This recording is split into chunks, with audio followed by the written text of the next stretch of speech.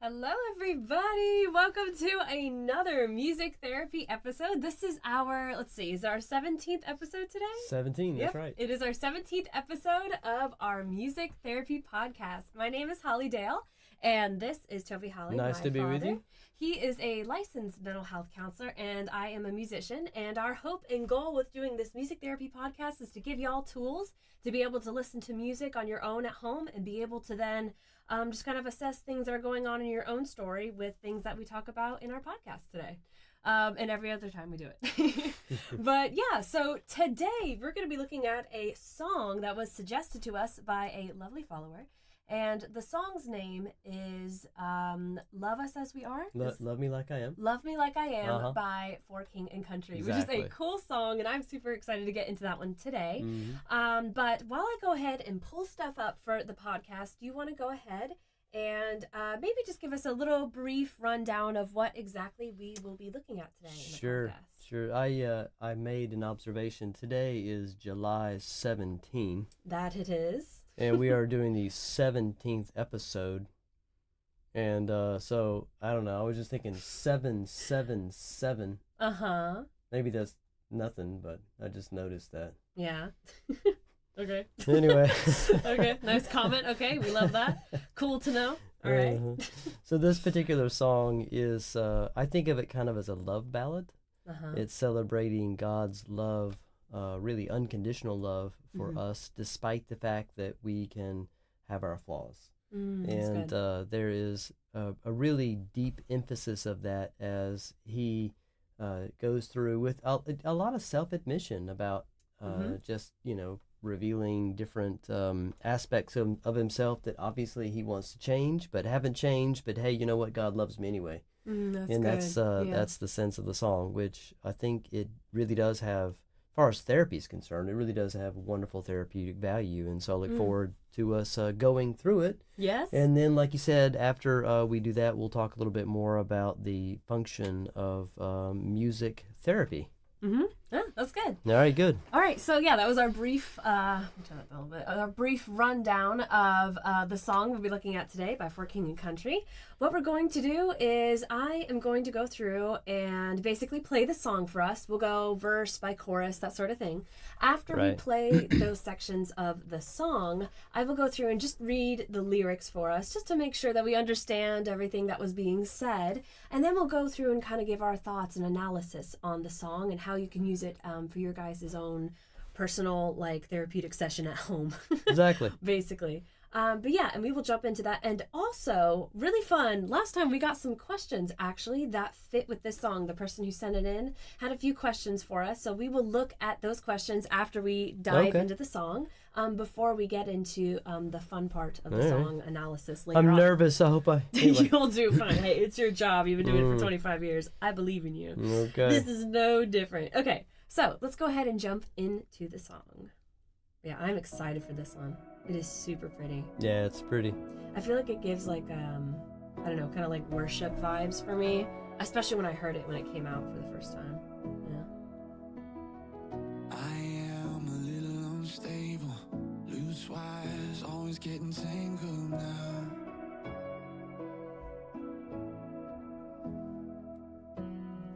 I am a little bit difficult, I can be a little self-critical now.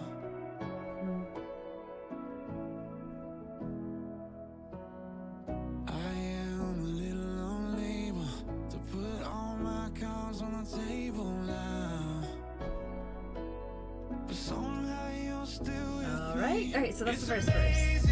I'm already going to tell that this song is going to be so good. When I was listening to it earlier today, just trying to write some notes down and everything for the podcast, I was listening to this and oh my gosh, I got so many flashbacks to my younger self in high school. I would blast For King and Country all the time. Yeah. It was always jazz or For King and Country. I feel like that was our song too. You know what I mean? Just our music that we would listen to in the car. It would always be on the radio, especially when going to church and that sort of thing. But yeah, I've just this fondness for King and Country. Just growing up and listening to their songs. There's just a sense of nostalgia anytime I hear their music. Yeah, and I love their accent. Yes, I know. Yeah, I was gonna say that accent. too. Yeah, it's just I don't know. There's something about their music. And their lyrics are great. Yes, very yes, mature. Powerful. Very I mature. love their powerful lyrics. Yeah. Okay, so yeah, let's go ahead and jump into it. I'm going to go ahead and read verse 1 for us before we get into some thoughts about the words themselves. Okay, so verse 1 reads, I'm a little unstable, loose wires getting tangled now. I'm a little bit difficult. I can be a little self-critical now. I'm a little unable to put all my cards on the table now, but somehow you are still with me. Mm-hmm. That's verse 1. That's already super deep, and I love that. I'm a little unstable, and so remember, I'm a counselor, what I do for a living, and I work with folks that, sometimes refer to themselves as feeling unstable, and, sometimes that's said with an element of jest in it, and what they're going for in life is more balance, right, and just stability, of course, in their mood and just in their life story, and so I actually do think that line the whole verse, but that line really can touch a lot of folks. That's so true. And so that's this. I had mentioned early on, from verse to verse, there is a lot of self-admission, and I see it, right out the gate. I mean, that's what's happening. Is he is sharing? I just don't feel sometimes quite right, and we've all been there for sure. Yeah, that's so true. Yeah, I do feel like this verse, it's kind of, I don't know, it feels deeply relatable to me, and it kind of like acknowledges our our human flaws and our insecurities, especially from like a Christian perspective. It's reassuring to know that God remains with us despite our instability and self-criticism. Yeah, that's right. Yeah, I don't know, and just his presence and his unwaveringness just kind of provides us with that constant just support and love. Reassurance. You know what I mean? Reassurance. Yeah, that's the word I was going for. Yeah. But yeah, I don't know. For me, that's kind of what I'm already getting from verse 1, which is great. I love how immediately it goes into deep territory with the songs. Right. A lot of their music does that, and I love that attention to that. You know what I mean? And the lyricism. And that's true. Yeah. And a little thought before actually we jump into the chorus here, unless you had something else to add about verse good. 1. That's good. Okay, that's good. Just something that I was listening to the song earlier, kind of like reminiscing on like the nostalgia of like their music and that sort of thing. I noticed that this song is already, we kind of know it's probably going to go into deeper territory, right? Just off of verse 1. Right. But also the way that they constructed the music itself, to me, is telling me that we're about to get into deep territory as well. Especially with like the synths, I believe I hear in the background and everything. And even like the way that the vocals were processed, like mixing and everything. It sounds like almost like a worshipful song, but like songs that are built like this tend to grab your attention to being like, what we're about to say to you is meaningful. I see. It's not that, there's a lot going on in the background as well. There's not too much. So I feel like that also kind of points your audience to listening to the lyrics and what you have to say, which is cool. I love that there's like this perfect balance in this song of the background supporting the vocals, not taking over, but like adding that sense of depth to the lyrics as well. Okay. So I don't know. For me, that was cool to hear the background music, just adding that as well to the lyrics. So yeah, okay. That was verse 1. That's great. Good thoughts. Let's go ahead and jump into the chorus now, which I'm pretty sure is going to get pretty loud. So I'm going to really quick put that down so we don't break our speakers. Yeah, here's the chorus. I love the bass. That's cool. Yeah.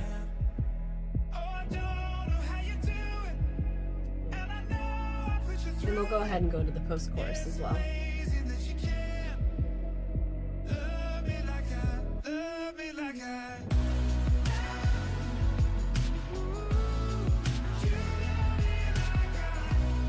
Oh man, this background is so cool. I love it. Okay. Oh, that's so cool. Okay, I'm gonna pause it. I don't know, for me that background with the vocals and everything really gives me this sense of like etherealness, you know what I mean? Yeah. Which is really cool. I love that. It really draws my attention to the lyrics, and it just, I don't know, makes me feel like this song is deep. I can't really put more words into that, but that for me as a musician, when hearing that, that's immediately where my brain is kind of drawn to, you know? So yeah, already in love with Beautiful the music. chorus. Yeah, And I felt like, the way when I was listening to it earlier, I was like, I probably won't pause it between the chorus and the post-chorus because it felt like it would interrupt the music. And especially with my background in opera, my brain was like, that would be an insult to music. I can't do that. In my own consciousness, I was like nervous. I was like, no, we're not going to do that. Okay, so let's go ahead and do the chorus now. I'll go ahead and read that for us. So the chorus reads, "It's amazing that you can love me like I am, even when I can't. You still love me as I am. I don't know how you do it, and I know I put you through it. It's amazing that you can love me like I am." Yeah, and then it goes in the post-chorus, which all the oohs and all that jazz, which is pretty. But yeah, that was the chorus and post-chorus. A couple of years ago, I was working with a missionary whose main, focus in the field was Laos, which is, an Asian country. And she said something to me that I had never really thought of. It was a very beautiful statement. She said that she thinks of the Bible as a love story. Oh, how nice. And, of course, what she was going for there is that, God's pursuit of humanity. He loves us and he wants relationship with us, a love story. And so that thought kind of dawned on me as I was listening to the song. And the emphasis here, as I listened to it for me anyway, is the love. Right. You love me like I am. And I don't think this is meant to suggest that, we'll call it the flaws or the attributes that maybe he's not happy about inside himself. I don't think that is like, okay, we're just going to ignore those. I think it's like, you know what, I'm going to love you no matter what, or nevertheless. And so we would emphasize the unconditional love theme, which God is perfectly practicing in relationship with us. And I feel like that's what the chorus is really emphasizing. I can be difficult and you still love me like I am. He's like, wow, that's amazing. And I do think that is God's nature. Yeah, true. Whereas that is not like typical to us. We don't practice love unconditionally so well. And so that's why I think it's both beautiful and in a way almost foreign. Oh yeah, that's true. Yeah, I definitely agree with you. I feel like this chorus definitely does highlight the incredible nature of God's unconditional love, like you were saying. I think it's a reminder as well that even when we struggle to love ourselves, God loves us as we are. Right. And I feel like this overwhelming sense of grace and acceptance can bring us this sense of just immense comfort and hope. You know what I mean? Reinforcing the idea that God's love is boundless. Yeah. That's what I was getting kind of from both the music and the lyrics for the chorus and post-chorus. Yeah. Okay. Yeah. Well, that was the chorus and post-chorus. Okay. Now I guess we'll jump into verse 2. Verse 2. Let's see. I think it was right into it. Maybe I'll back it up just a little bit. That way we don't miss anything. There we go. Okay. Okay, yeah. There we go, verse 2. Okay.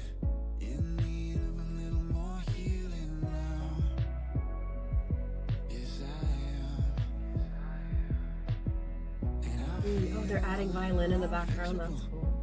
Or cello. Harmonizing with each other. Right, yeah. Alright. Go ahead and pause it there. From verse 2. So yeah, verse 2 is already, that's cool that they're adding more instrumentation into verse 2, really building up, I think, for the final chorus and post-chorus, and that we'll listen to in just a second. Let's go ahead and read verse 2, though, before we jump into some thoughts. All right. So verse 2 reads, "I'm a little uneven. I need a little more healing now. Yes, I am, and I feel a little unflexible. You're nothing short of a miracle now, because somehow you are still with me." And yeah, that is verse 2. Already, I am loving the deepness of these lyrics. It's so refreshing to see, Yeah, the transparency, sincerity, uneven, the way I take that is like moody. Yeah, it's true. I'm not trying to say that's what they're thinking, but that's just what I'm thinking. That's kind of how I interpret that. And as a counselor, folks do sometimes very much struggle with sometimes like bipolar and things, which is defined by just kind of a movement through the emotions, which is not comfortable. And then he also said not flexible, so kind of a rigidity, which life is full of twists and turns and changes. So, I mean, if you are actually struggling with rigidity, then, it can be really hard, kind of dealing with those changes, because change is so difficult under those circumstances. So, I mean, all of that is self-admission. That's we saw that in, something similar in verse 1 and kind of a different theme in verse 2.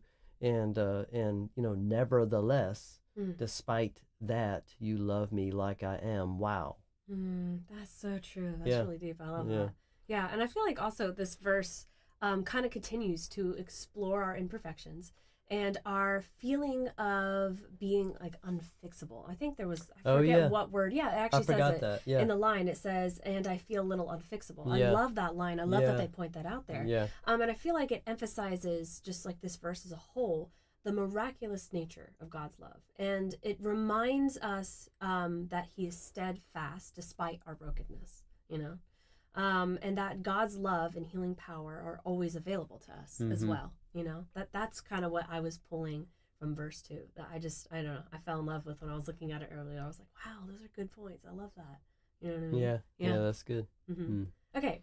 So anything else you want to add before we jump into the amazing chorus of this song? No, let's keep cruising. I love music that kind of sounds ethereal like this. You know what I mean? It also kind of, for me, I don't know, maybe as a vocalist, it's kind of what I'm like more in tune to, is like whenever the vocals kind of take like the front row for a song, and it's like even like the backing a little bit is helped with like some extra just like voice doubling and that sort of thing. So I don't know, it feels like almost like a choir could sing this, not quite, but it's leaning in that direction. I don't know. That kind of sounds cool to me. Okay, so let's jump into the chorus. Somehow you're still with me. It's amazing that you can love me. I think I hear a tambourine too in the background. Yeah. Huh? I hear it too. Yeah.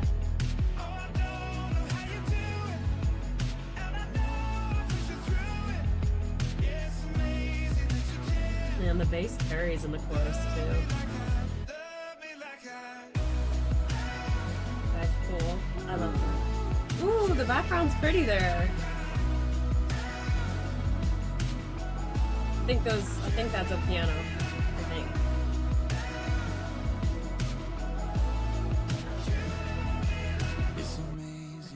Let's pause it.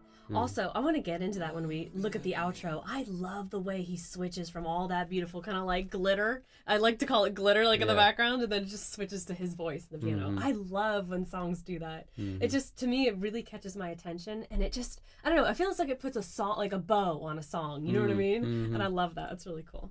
Okay, since we already read the I guess the you want to just jump into thoughts? Comments.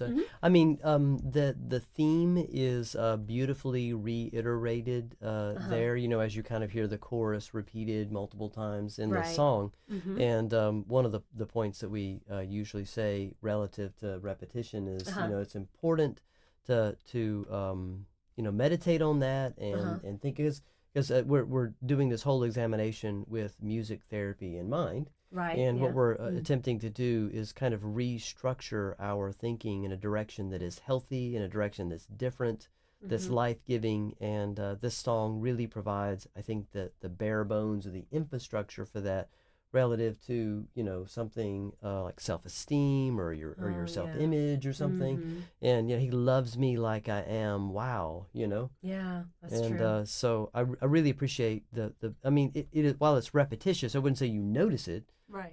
In any kind of distracting way, it just kind of underscores it, and so I think that it makes it a beautiful song to meditate on. Yeah, that's true. Yeah. I definitely agree with the meditation part. This song is a good one to meditate for sure. Yeah, I feel like definitely also, as we talked about before in our podcast, whenever there's something that's repeated, it's always important to pay attention to that, because typically that's what the artist really wants you to take out of the song. If anything, take out what's repeated, because that's really what I'm trying to like hit home and message-wise or whatever they're trying to say, right? Yeah. And so I feel like since the chorus is being repeated here, and I feel like it's just kind of reinforcing the message of God's unconditional love, as I've said, and his sense of acceptance. And I think it definitely serves as like a powerful reminder that we are loved beyond measure, and no matter our flaws or struggles, he will love us unconditionally. He loves us past our flaws and struggles. That's it. You know? That's right. So That's good. yeah. Past. Yeah, Yeah. that's good. Yeah. So I don't know, that those were my thoughts on the chorus. Now, do you have anything else to add, and then we'll jump to the outro? The outro. That sounds Okay, good. Let's do yeah. that. So yeah, I'm excited for this outro. I want to back it up just a little bit, just so that we can appreciate the transition, especially in the music here, Okay. from the chorus to the outro, because it was done beautifully well. Like I was saying earlier, I feel like it definitely adds like a bow to the music. You know what I mean? I love that creativity. I think I'm just partial to ethereal music. It's amazing that you can love me like I am. Passing chord, yes. Even when I can, you still love me as I am. Yeah, I don't know how you do it, and I know I've put you through it. Yeah, it's amazing that you can love me like I am. I love that ending. That was so pretty with the piano. I couldn't tell when I was listening to it earlier. My brain was trying to like put together what kind of piano it was. It might be like an upright piano that has like this little bit of like, I don't know, pedal added to it, like a pedal sound effect, so that way you can kind of hear like the keys and everything. But yeah, I don't know. To me, that ending really resonated with me. I loved that just simple outro, really hitting home the points that the whole song was trying to make. You know what I mean? So yeah, okay. It almost seemed like a prayer to me. That's basically what I was trying to get at. Yeah, I felt like that is definitely what he was trying to do there with making it that simple, just kind of highlighting the words. You know what I mean? With the fun passing chords in the piano. Okay, let's go ahead and read the outro, and then we'll give our thoughts, and then we'll go ahead and jump into some questions that the person who suggested this song asked. Okay. But yeah, let's just finish up our thoughts, and then we'll jump into that. All right. So I'll go ahead and read the outro for us. The outro reads, "It's amazing that you can love me like I am, even when I can't. You still love me as I am. I don't know how you do it, and I know I put you through it. It's amazing that you can love me like I am." That's amazing. You I know, love that. what stands out to me as I listen to those beautiful lyrics is he's acknowledging God's ability and willingness to love me, but he himself is struggling to love himself. Yes, yeah. I think that's kind of built into the lyrics, and more or less says that. Yeah. And so he's taking lessons from God on how to love himself. Yeah, that's good. Which is really strong, and we definitely need to pay attention to that. Yeah, that's true. Yeah, that's great. That's perfect. Okay, so that was our look at the overall look at the song at Love Me Like I Am by For King and Country. So now we're actually going to get into the questions before we jump into the fun part of like the overall like tips and everything for the music therapy part. That the person who actually requested this song asked, which I honestly thought good on them for kind of understanding the points for this song, because they phrase these questions perfectly that have to do with this song. And some of those questions are, so we got 4 here, and I'm not going to lie, these are hefty. These are hefty ones. I might have to skip a few just so that we can make time for today. But so we'll start with ones that I kind of categorized as I was looking at these questions. I kind of summed them up a little bit for us. Okay. The first one I think is really about stems from their idea of worry. So I'll go ahead and read the question for you. Okay. So the question is, sometimes I feel like I'm swirling in my emotions of worry. I find it hard sometimes to ground myself in reality. When that happens, what are some ways you might recommend to pull out of that? And what are some ways that I might be able to prevent that altogether? So yeah, that was the first question they asked about worry. Yeah. Well, I appreciate the description of worry as kind of being a swirling. Yeah, I like that too. I think that probably is true for a lot of folks. I've also heard folks say that I don't know how relatable this is for everybody, but you know, the trains are rolling.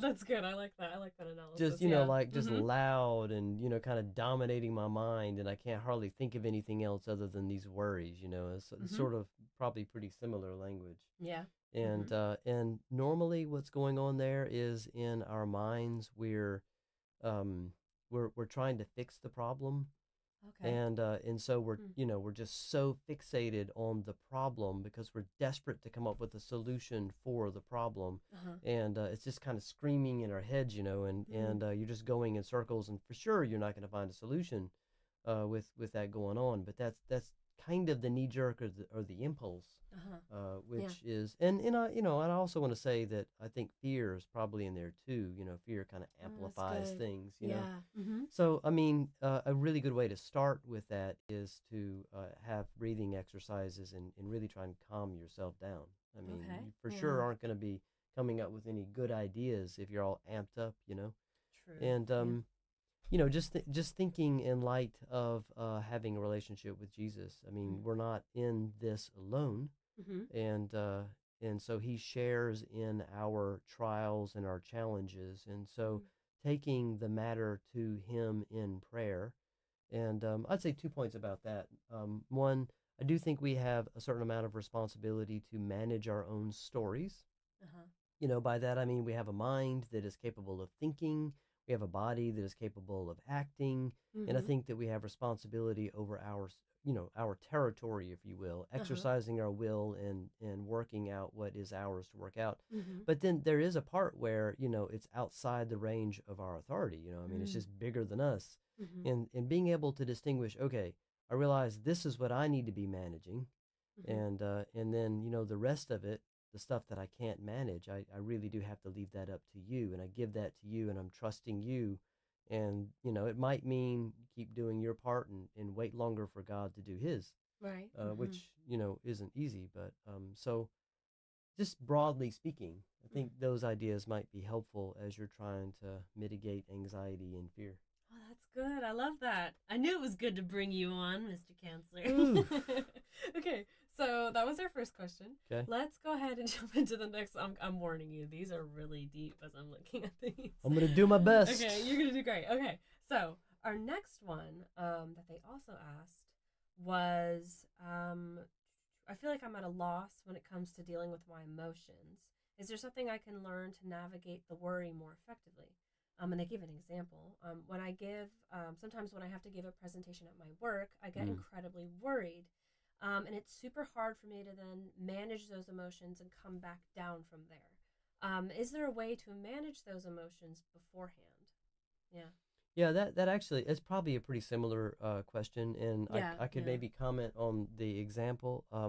So it is, the person's responsibility giving the speech to study the speech and memorize the speech and practice the speech and be proficient in their knowledge of the material, and dress the part and show up on time, and I mean, all of God isn't going to do any of that for us Right. because Yeah. that's we're the one that got the job. That's part of humanity. Yep. Part of making it. Yeah. But outside of that, I mean, as far as how the audience is going to receive the speech or what is going to be done with it, let's just say on a corporate level or something. Right. I mean, that obviously the person doesn't have any authority over. So I would place that in God's territory, and whatever that means. Mm-hmm.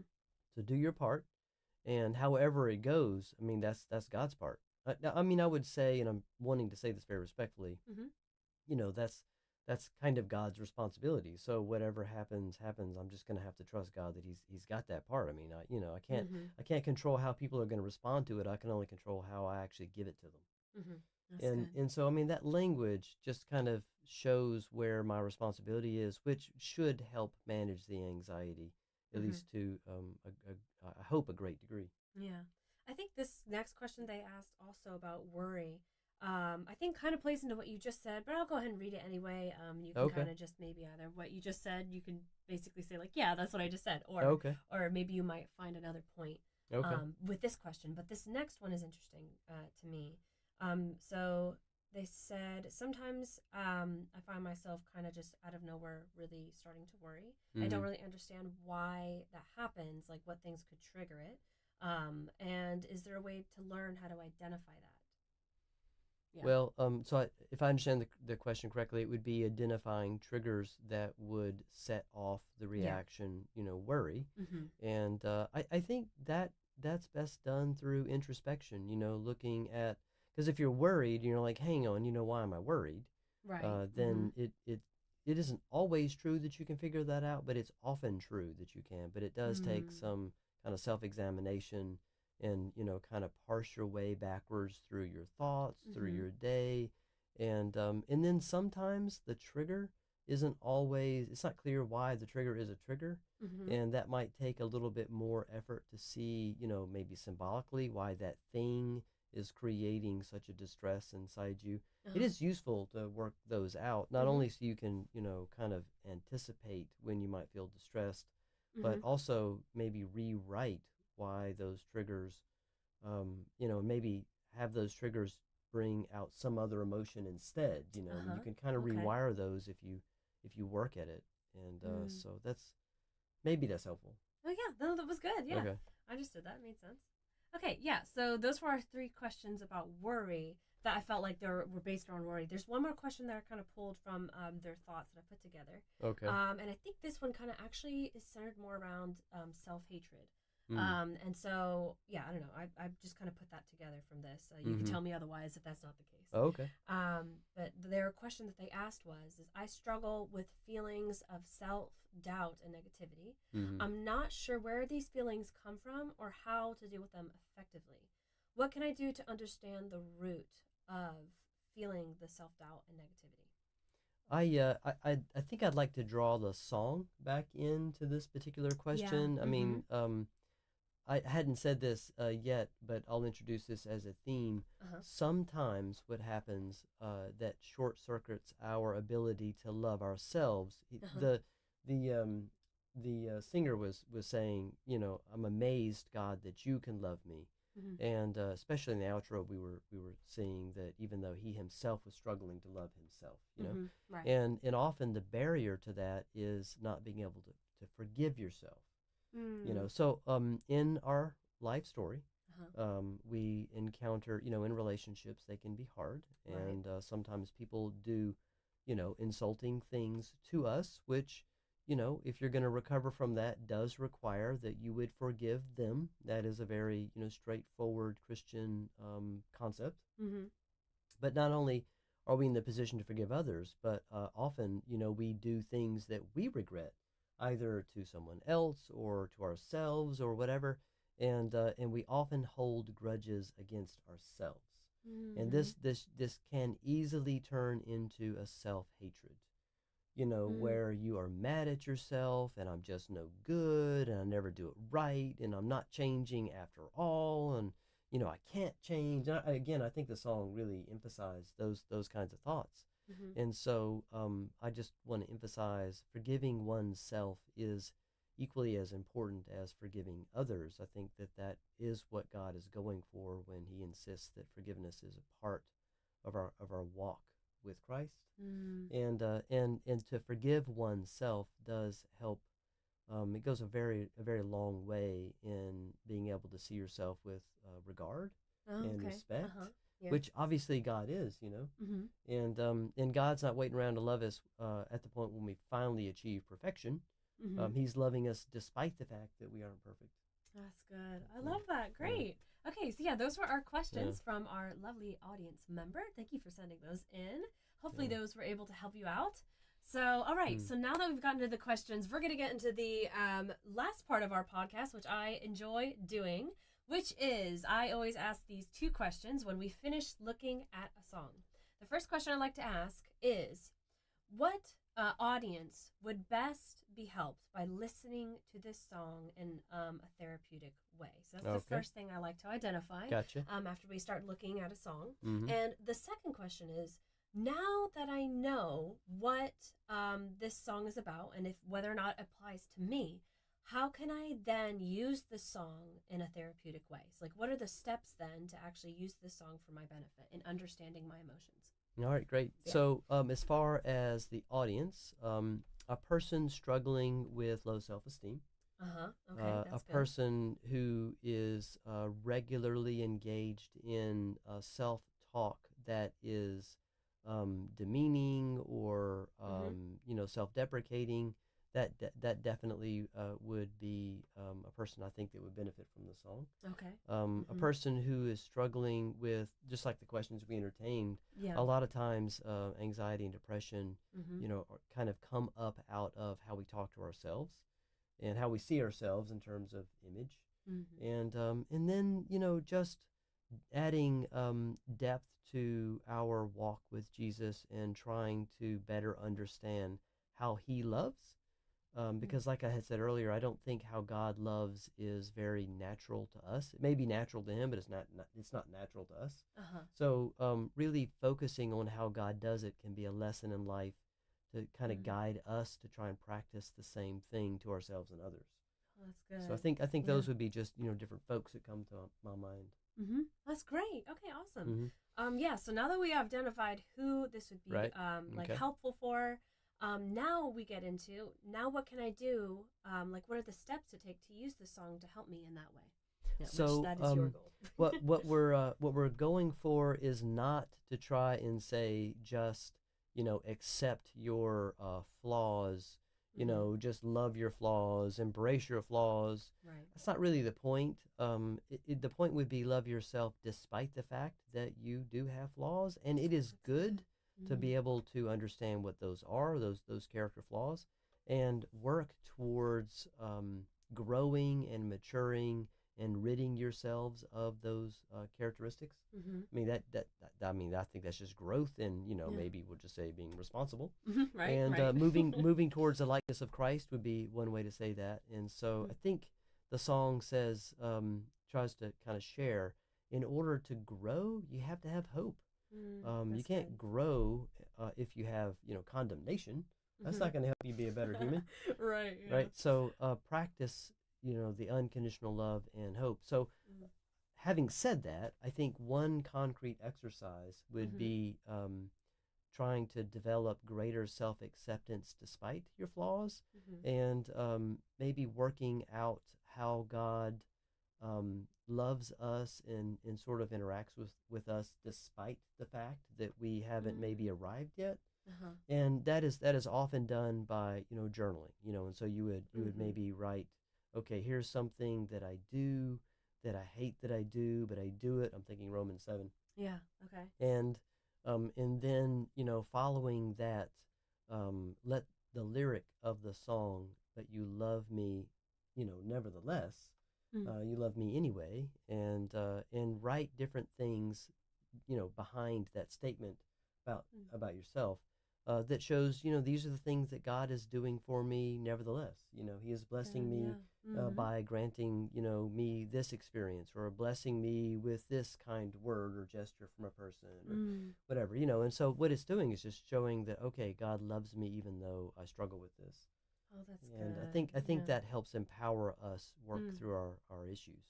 That's good. I love that. Great job. Awesome. Okay, yeah, so those are the answers to our 2 questions that we always ask at the end of each episode. Okay, cool. Yay, nice. Okay, so now I also wanted to get into the last part here, which was, so now that we've answered those 2 questions, I've gotten a few comments from different people asking me basically for assistance in that, because they understand, like, oh my gosh, yes, what my dad Toby it's so funny when I say your first name, it's funny to me, I don't know why. Like every time he says something in regards to answering those questions, oh my gosh, yes, I understand that, but it's hard for me to then go sit down later and actually do what he was talking about. And I totally get that. And so we had an idea that we've been putting into practice for a few times now.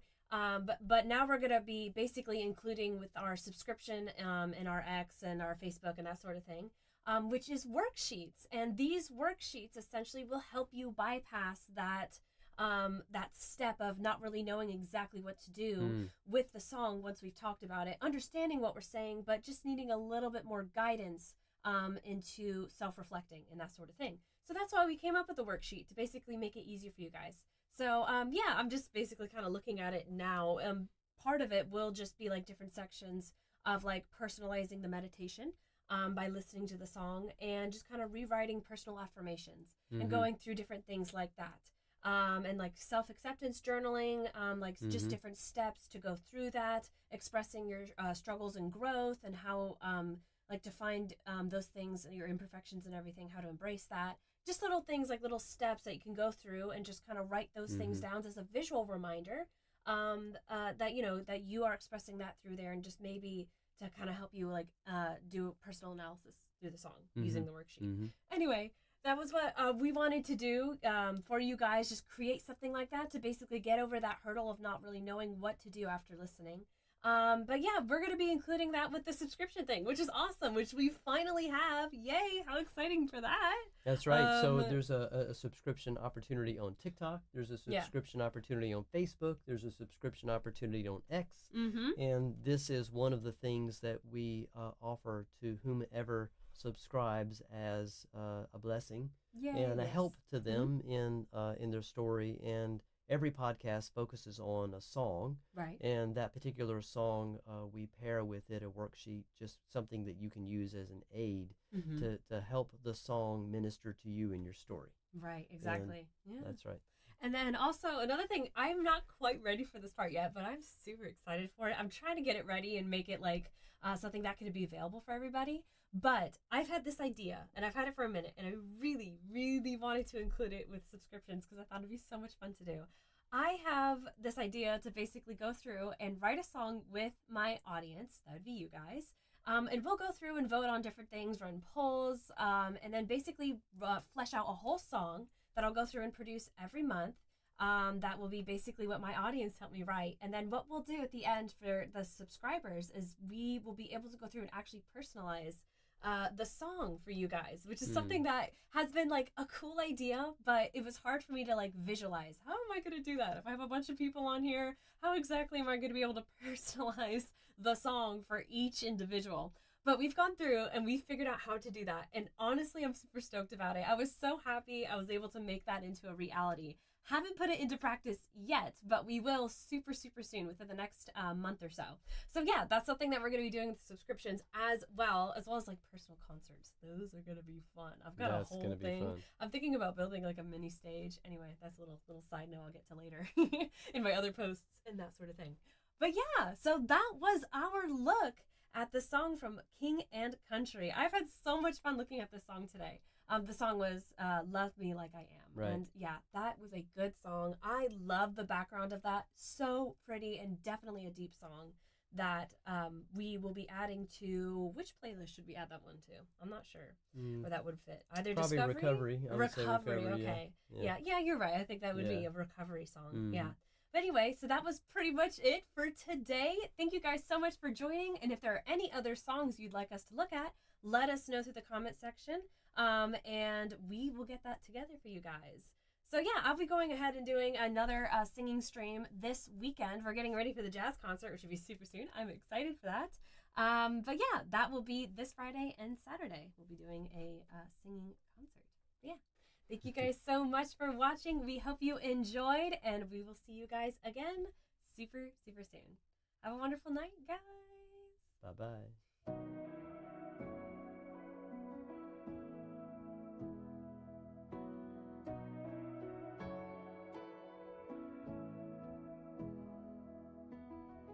I am a little unstable, loose wires, always getting tangled now.